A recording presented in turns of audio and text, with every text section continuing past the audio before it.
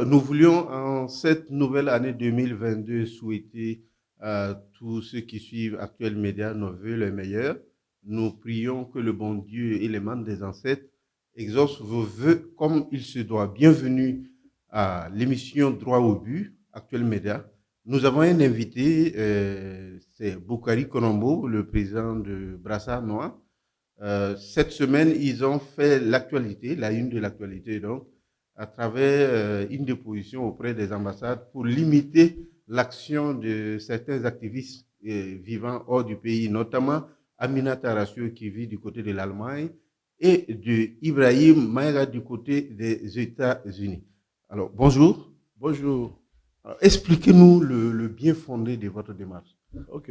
Avant tout propos, nous allons remercier les éditions Actuelles Médias pour l'intérêt porté à notre organisation de Brassard Noir. Sur vos pas pour souhaiter les vœux les meilleurs pour l'ensemble du peuple burkinabé. Et nous, nos vœux les plus chers, c'est que le Burkina Faso retrouve à sa sécurité. Nos déplacés internes retournent dans leurs différentes localités. Et vraiment, nous prions Dieu pour qu'il nous accompagne dans cet élan. Voilà, donc, ceci dit, nous vous remercions encore une deuxième fois.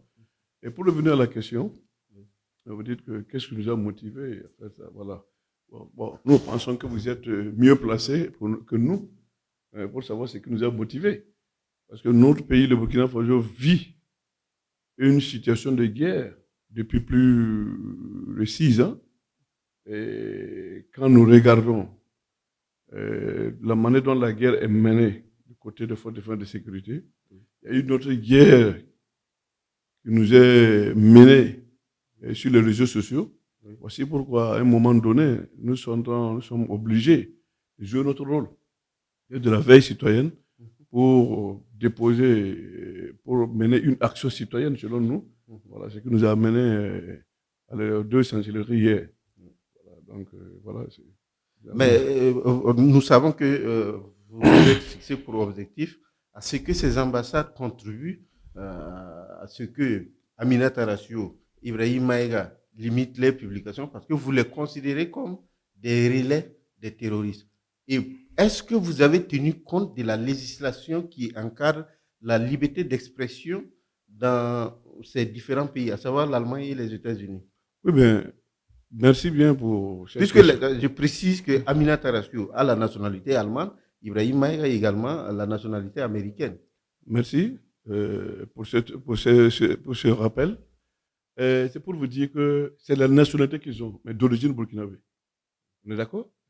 Quelle que soit leur appartenance, même s'ils avaient la nationalité chinoise ou martienne, planète Mars, ils n'ont pas le droit de nous mener une guerre transversale sur les réseaux sociaux contre la nation burkinabé. Qu'est-ce qu'il faut dire que c'est une guerre transversale? Transversale parce que il m'a tout l'air que presque tous les Burkinabés publient les attaques terroristes. Oui, publient les attaques terroristes comme je le dis. Mais ça même, il faut le dire, mais combien de Burkinabés ont été interpellés par nos justices pour les dire non? En temps de guerre, la communication, il faut avoir une communication sereine, une communication spéciale pour rassurer et ceux qui sont au front et ceux qui sont à la maison, les populations, les différentes populations. Ce qui nous fait dire ça veut dire que vous êtes journaliste, vous suivez. Là, que la dernière attaque pas la dernière attaque, l'attaque de, non pas Inata, l'attaque de Saïtenga. Vous avez vu la publication d'Aminata Rassio? Tout de suite, elle a mis qu'il y a eu 40 morts. Hein? L'état-major des armées était obligé de démentir avec un communiqué. Est-ce que ça, c'est sérieux? Est-ce que c'est sérieux pour un État qui est en guerre? Sans vous, je n'ai pas fini. Vous dites qu'ils ont la nationalité. Oui, la nationalité, c'est un papier. Même si c'était des Américains de chouche, même si c'était des Allemands de chouche, qui nous menaient cette offensive-là sur les réseaux sociaux, mais on allait réagir. C'est normal. Effectivement, ça nous donne l'occasion de clarifier notre position parce que nous ne voulons pas de les arrêter, de les extrader. Non. Nous demandons à ces chancelleries-là, et ce disque de la nationalité, comme vous voulez de le rappeler, de les rappeler à l'ordre. Le Burkina Faso est un pays en guerre. Et en temps de guerre, la communication est spéciale. Il ne faut pas. Souvenez-vous, j'ai dit que si vous les suivez sur les réseaux sociaux, c'est comme si c'est le relais des terroristes. Ils ne font que l'apologie des groupes armés. Ils n'ont jamais fait. Actuellement, Dieu merci, nos forces de défense sont en train de prendre le dessus. La peur est en train de changer de camp. est-ce que vous les entendez publier les hauts faits de nos forces de défense et de sécurité? La réponse est non. Donc, je veux dire qu'ils ont leur droit de publier, mais en temps de paix, il n'y a pas de problème. Mais nous sommes en guerre. Même s'ils se disent qu'ils sont américains, ils sont allemands, comme ce que vous dites, ils sont d'origine burkinabé. Mais, entre parenthèses, cette communication dont vous pensez que eux, ils le font volontairement pour nuire leur pays, est-ce que c'est de leur faute si en face, je veux parler de l'État, du gouvernement, n'a pas une communication offensive, une communication pour réellement mettre à nu tout ce que vous appelez des collaborateurs de terroristes? Non, mon cher ami, comme vous l'avez dit là, nous sommes le Sahel. Et vous savez que c'est les 3 pays qui sont durement éprouvés et durement frappés par le terrorisme. Notamment le Niger, le Mali et le Burkina Faso. Mais pourquoi au Mali, on n'a pas ce genre d'activistes? On ne peut pas dire que nous avons plus d'immigrés comme les Maliens. Il y a plus d'immigrés maliens que ce soit aux États-Unis, en France, en Europe, tout. Mais est-ce que vous voyez cette offensive pour nuire à leur pays, pour collaborer avec le terrorisme? La réponse est non. De même que le Niger, la réponse est non. Donc pourquoi c'est au Burkina Faso que des Burkinabés qui se disent américains, qui se disent allemands, vont s'acharner avec une haine viscérale contre leur pays, leur mère patrie, pour collaborer avec les terroristes? Mais souvenez-vous, quand on dit qu'il y a une attaque, les terroristes, pourquoi nous disons que c'est les collaborateurs des terroristes? Quand il y a une attaque à une localité, les terroristes viennent attaquer puis ils partent. Ils laissent le soin maintenant à leurs collaborateurs de communiquer sur le nombre de dégâts qu'ils ont fait. Et c'est ce qui s'est fait, c'est ce qu'ils sont en train de faire. Mais est-ce que vous avez des preuves palpables que ces gens sont en contact avec ces terroristes? Mais, mon cher ami, il n'y a pas, par rapport à leurs publications, les publications qu'ils publient, comme vous l'avez dit, c'est public, tout le monde voit. Par rapport à ces publics-là. Moi, j'éviterai de donner non, des ça, noms. Des gens que je suis sur Facebook, oui, qui publient comme Ibrahim Maïra, qui publient comme Amina Tarassio. Non, je suis désolé. Donnez-moi un exemple d'activistes qui publient contre le Burkina Faso, contre la nation burkinabé, contre même tout le monde. Donc, donc tout ce qu'ils publient là, c'est pas forcément pour arranger. Donnez-moi un. Je vous ai cité tout à l'heure. Par exemple, les alertes. Moi, je prends un exemple. Hein. Ibrahim Maïra, que je suis beaucoup, il a publié, il a fait plusieurs alertes. Il s'est avéré quoi? C'est vrai ou c'est faux? C'est vrai. Il y a des choses que j'ai suivies jusqu'au bout, c'est vrai. Même si j'ai pas le temps de suivre tout jusqu'au bout. Mais comme on l'a dit aussi, il y a des personnes qui donnent, puis c'est faux. Peut-être même c'est une fausse alerte pour diriger nos forces de défense à gauche pour que leurs collaborateurs viennent nous frapper à droite. Non. Quand tu veux collaborer directement, sincèrement, il y a des voies plus indiquées pour alerter ce genre de trucs. Pas dans la presse, pas sur les réseaux sociaux. Il y a des voies plus indiquées pour alerter. Ah, attention, il y a tel. Beaucoup de citoyens le font. Beaucoup de citoyens le font et nous profitons de ce plateau pour les remercier. Et c'est ça qui peut nous sauver. Il faut que les populations s'impliquent. Nous voulons seulement que ces chancelleries-là, ces 2 pays, les États-Unis, l'Allemagne, comme nous avons dit, qui est aux côtés du Burkina Faso, pour aider le Burkina Faso à lutter contre le terrorisme, rappellent alors leur soi-disant ressortissants pour que nous puissions mener tranquillement notre guerre. Voilà. Parce que nous sommes en guerre et pendant la guerre est sérieuse. Hein? D'après Sun Tzu, il faut la guerre est une affaire sérieuse, il faut la prendre au sérieux. Voilà. Donc nous ne pouvons pas comprendre, même en Allemagne. Même si c'était l'Allemagne qui était en guerre comme ça, nous avons vu la guerre d'Hitler. Est-ce qu'il y a des gens qui pouvaient communiquer contre Hitler comme ne pas avoir de problème, contre l'Allemagne pour ne pas avoir de problème? Tout de suite, nous voyons les États-Unis. Snowden qui est un ressortissant américain. Mais les Américains le trappent depuis combien de temps? Qui est réfugié en Russie. Tout le qu'il a divulgué les secrets d'État. Non. Nous pensons que leur liberté d'expression, comme vous le dites, ne doit pas nuire à toute une nation. Leur liberté ne doit pas nuire à toute une nation. Je suis désolé. Liberté d'expression, oui. Mais nous aussi, la liberté de vivre, la liberté de mener tranquillement notre guerre, là, on l'exige. Voilà. D'accord. Moi, je voulais tout simplement savoir, vous, votre démarche, vous êtes parti voir ces 2 chancelleries en tant que qui, au nom de qui, et dites-nous réellement, qu'est-ce qui se cache derrière cette démarche? Mais quand on parle de ce qui se cache, donc vous ne vivez pas au Burkina Faso. On vient de faire la genèse. Nous sommes en guerre. Et quand les ennemis viennent, ils ne cherchent pas qui est X, qui est Y. Ils frappent sans distinction. La preuve en est que nous, en 2017, avec notre mouvement, le Brassard Noir, nous avons dit créons les CDR, Comité de défense de la République. Vous avez tout suivi. Ouais. Un de vos confrères m'a invité sur son plateau, m'a demandé, vous voulez que vous êtes proche du parti au pouvoir, est-ce que c'est pas le parti qui veut... Mais quand l'ennemi vient frapper là, est-ce qu'il demande qui est MPP, qui est CDP? La réponse est non.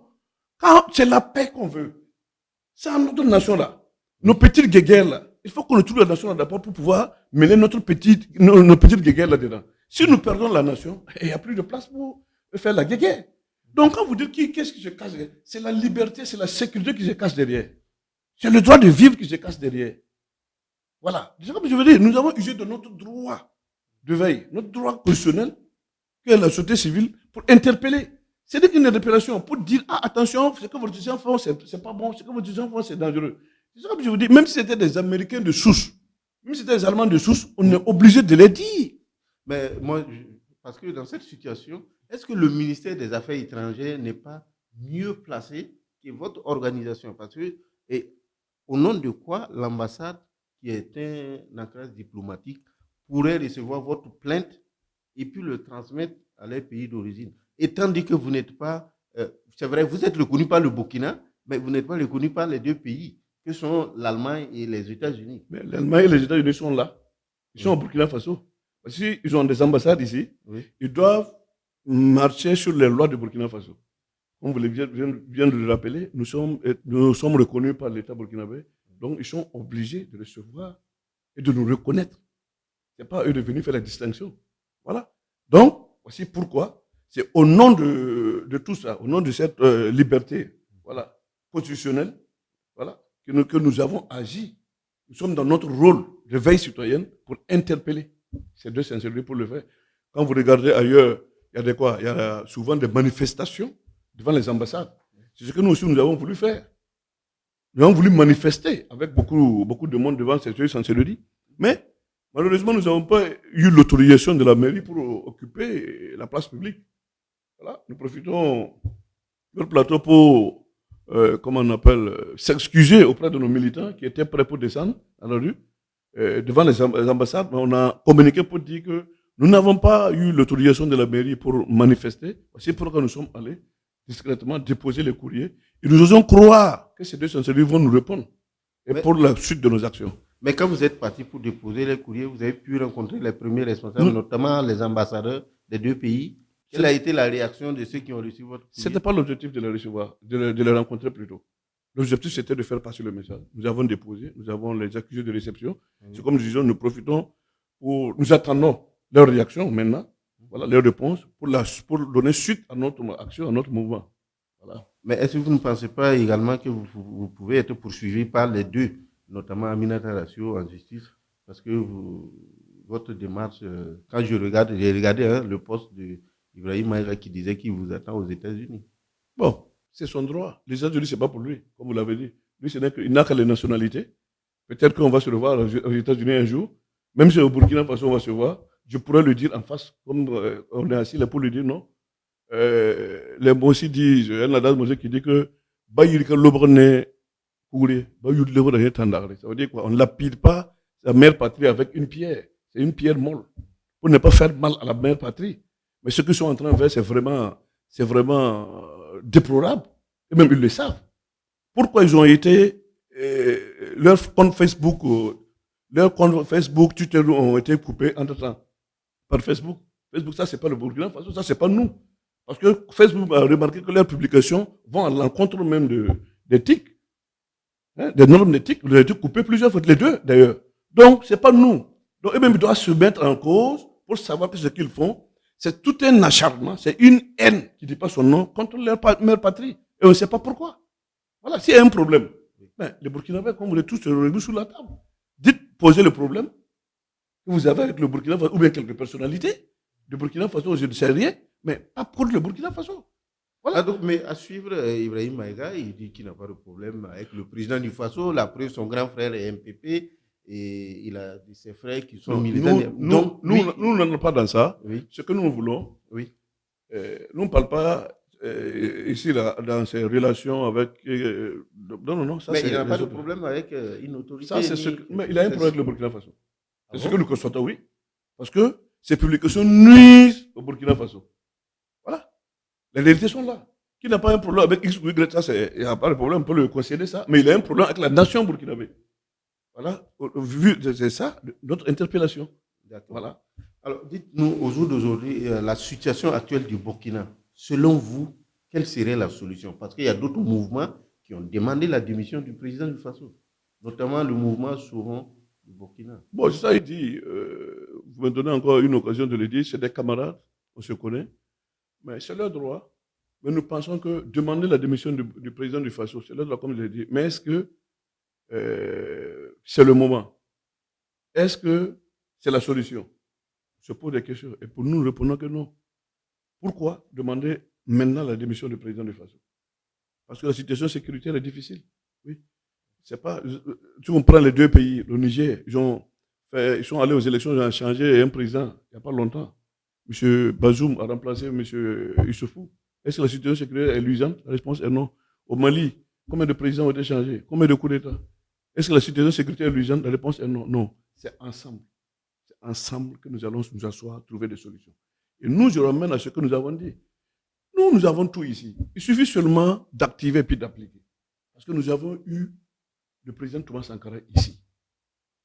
Le président Thomas Sankara, tout ce que la morale, les bases qu'il a posées, il suffit qu'on suive et puis on va s'en sortir. Si nous parlons des CDR, c'est parce que Thomas Sankara, à son temps, a vu que comment on appelle, son pays sera attaqué. Il faut impliquer les gens. Il faut impliquer les gens. Des pays ont connu pire que nous. On n'a pas droit à l'échec. Non. C'est une fatalité. C'est difficile. Mais on va s'en sortir et on doit s'en sortir. L'Égypte, pour ne pas citer, a connu pire que nous. L'Algérie a connu pire que nous. Ils se sont en sortis. Comment? Parce que les populations se sont impliquées. Mais selon vous, pourquoi au Burkina, jusque-là, ça ne marche pas, l'application des idées de Thomas Sankara? Parce que quand tu prends le président Roch-Marc Christian Kaboré, tu prends Simon Compaoré, tu prends Clément Perdouende Saouadou, et Zéphirin Diabré, et puis plein d'autres, ils ont tous gouverné avec Thomas Sankara. Ils savent ce que Thomas Sankara voulait pour son pays, mais pourquoi aujourd'hui ça pose problème l'application? Étant dit qu'ils ont tout le pouvoir, tout ce qui fait le pouvoir entre leurs mains. Voilà. Bon, comme vous l'avez dit, le pouvoir de Thomas Sankara n'était pas une démocratie. Il faut le reconnaître aussi. Parce que toute cette anarchie que vous parlez là, pendant la révolution, ça ne puissait pas. Hein? L'impérialisme à bas, le non-colonialisme à bas. Donc, par exemple, ceux qui sont les réactionnaires, ça c'est un peu assimilé ça comme des réactionnaires qui sont contre leur peuple. Vous savez, le sort qu'ils étaient réservés. Mais ici, la liberté, comme vous l'avez dit là, les gens ont tellement compris que la liberté, ils ont assimilé ça à du libertinage. Ça, c'est dangereux.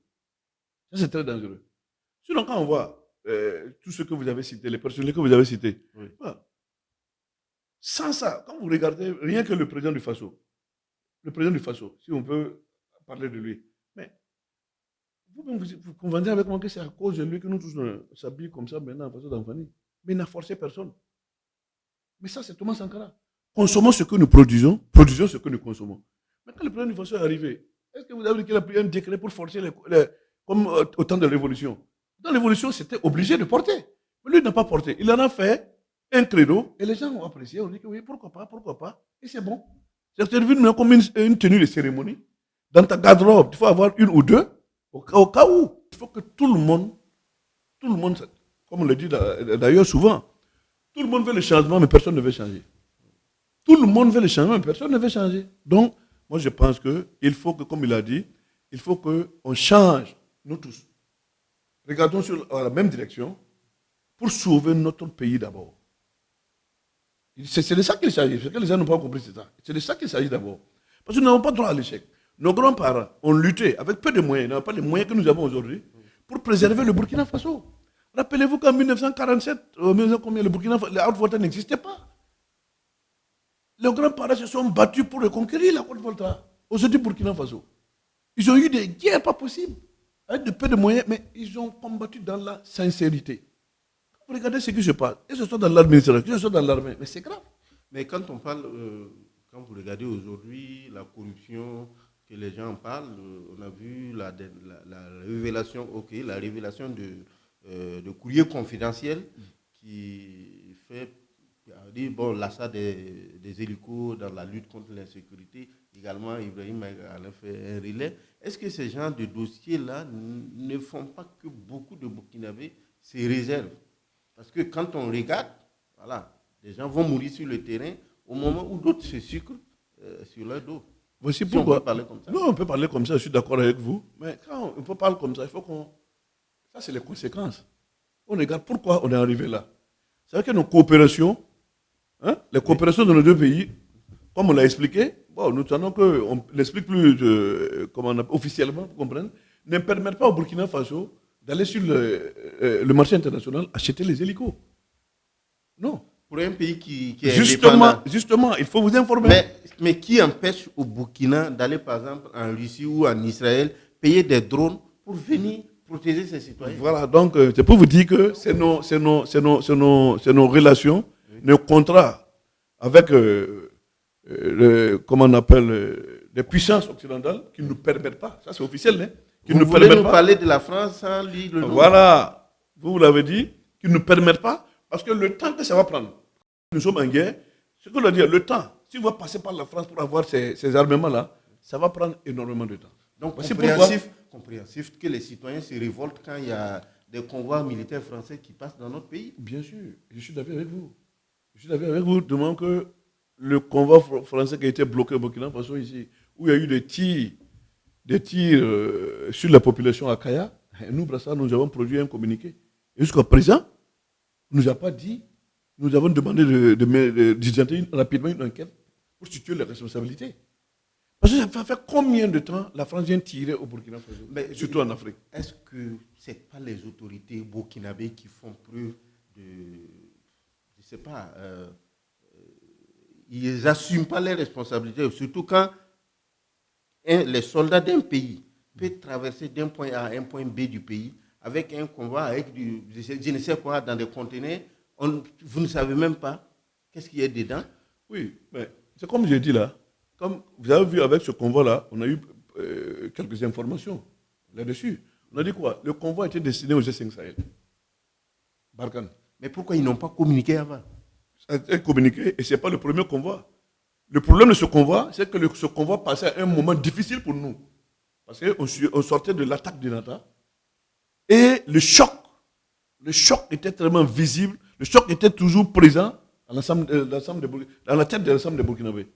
Donc c'est le moment qui était mal choisi pour le passage de ce convoi. Parce qu'on ne peut pas comprendre que tout ce tarmada traverse pour aller au Sahel, soi-disant pour nous appuyer, pour nous aider à la lutte contre le terrorisme. Et rien que quelques jours d'avant, nous avons eu une attaque d'envergure, nous avons perdu beaucoup de soldats. Donc c'est ça qui a frimé et ça qui a révolté les gens. Et c'est normal, c'est un réflexe naturel, c'est normal, c'est un choc qu'on vivait. Voici pourquoi ce convoi a eu des difficultés et au Burkina Faso et au Niger. Voilà.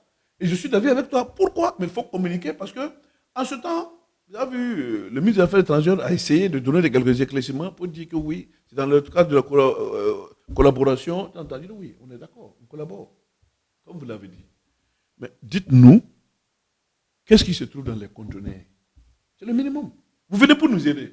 Le minimum là, on veut savoir. Si ce n'est pas secret, c'est des armes, il n'y a pas de problème. On va aller les combattre.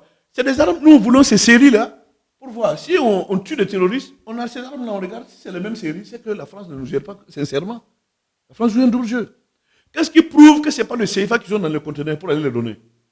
Parce que rappelez-vous que notre CFA se fabrique en France. Ouais. Qu'est-ce qui prouve que ce n'est pas le CFA qu'on a frappé beaucoup de pour aller les donner? Pour qu'ils motivent les combattants. Qu'est-ce qui prouve que ce n'est pas les motos? Les gens des motos qu'ils utilisent pour le taper qui sont dedans. Non, je pense que la communication a failli, je suis entièrement d'accord avec vous. Parce que en même temps, il y avait un convoi burkinabé qui rejoignait le Sahel. Ils ont ouvert le conteneur. Les populations ont vu ce que je trouvais dedans. Et puis ce convoi est parti. Pourquoi celui de Barkhane? On était obligé de tirer au Burkina Faso et tirer au Niger. Et au Niger, il y a eu 3 morts. 3 morts.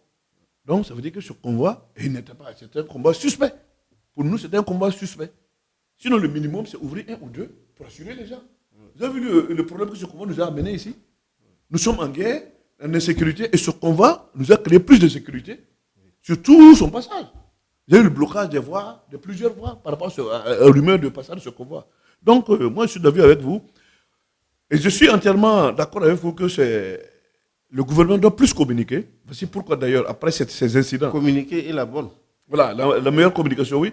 Vous avez vu que après ces incidents, le président du Faso a quoi? Vous avez suivi le séminaire, si on peut l'appeler ainsi, avec l'armée française ou bien c'est l'autorité française, pour qu'on clarifie leur accompagnement au peuple burkinabé et puis l'armée burkinabé. Il faut lui définir les accords.